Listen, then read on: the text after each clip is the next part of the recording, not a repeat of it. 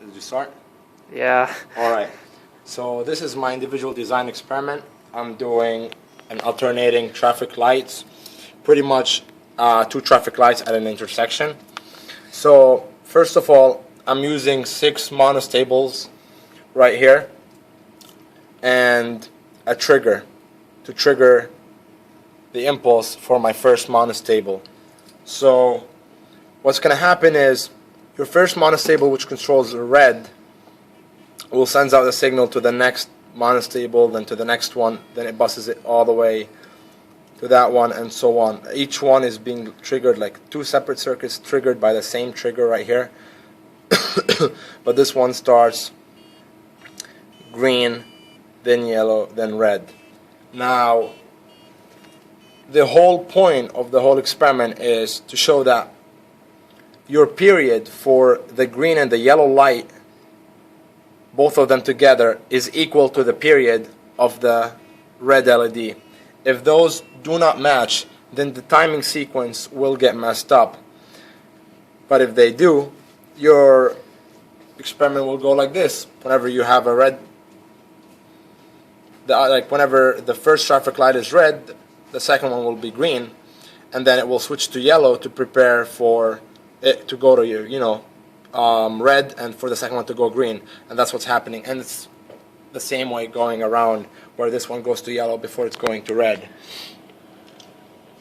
And I'm using a 10 volts power, which is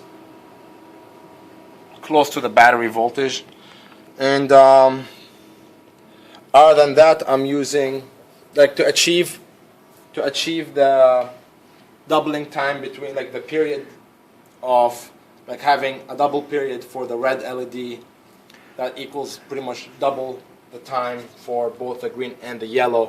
What I did is I doubled the capacitor value for the red LEDs. So I'm using a 15 microfarads for each monostable, for the green and for the yellow, while I'm using a 30 microfarad for the red.